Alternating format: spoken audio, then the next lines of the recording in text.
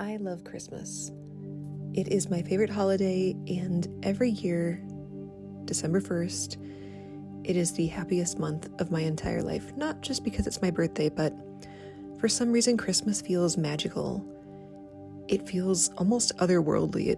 It feels incredible. But something happens as soon as Christmas is over. I get that feeling every year.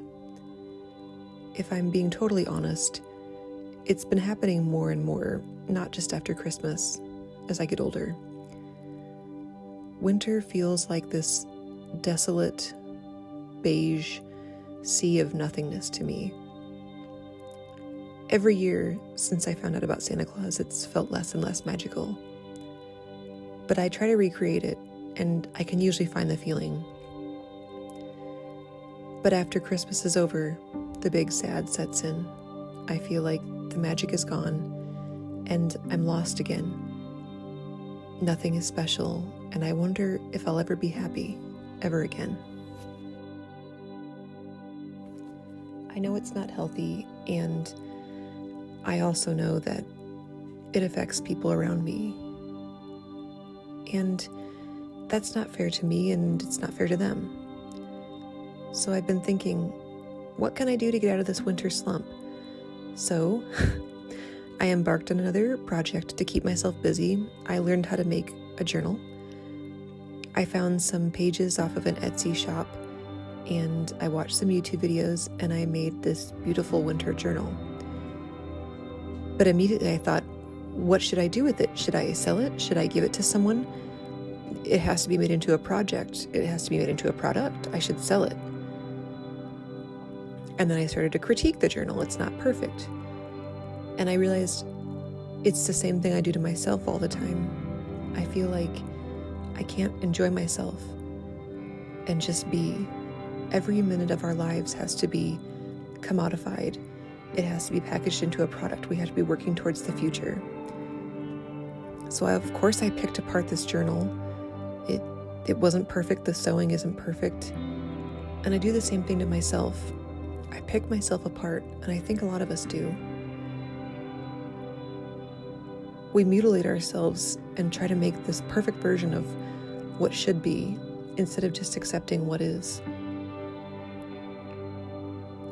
I don't want to change myself too much, but I think there's room for improvement, and I would do anything to get rid of the big sad.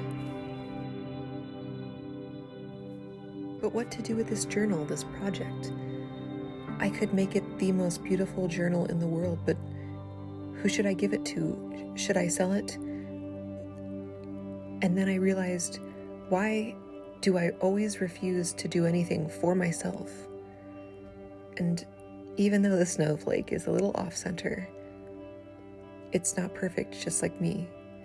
And so I'm giving this journal to myself.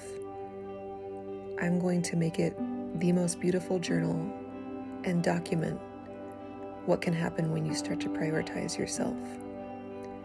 It's my winter journal, and this is my story.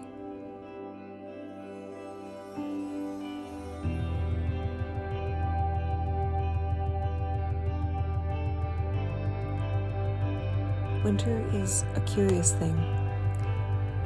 What I fought with for so long just might be my saving grace.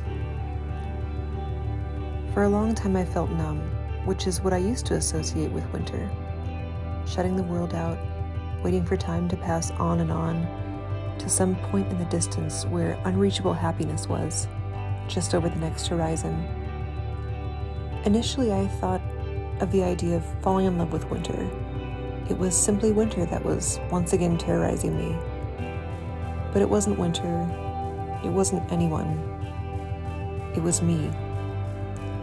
I couldn't even stand the thought of making something beautiful just for myself. No, it should be commodified. All happiness should be commodified and niched down and sold, or it's a waste of time. Or so I thought. But the few times I have felt true happiness in adulthood is when I found that childish wonder, that stillness, where everything just is. No judgment, just being and doing and creating, and above all, being kind to myself. I painted my nails today. I'm not going anywhere special, but how can I expect the world or the universe to value me if I don't?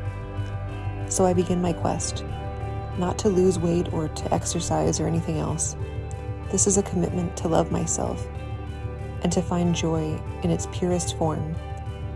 And I begin by writing a love letter to myself. XOXO. Love, Mollie Wonder.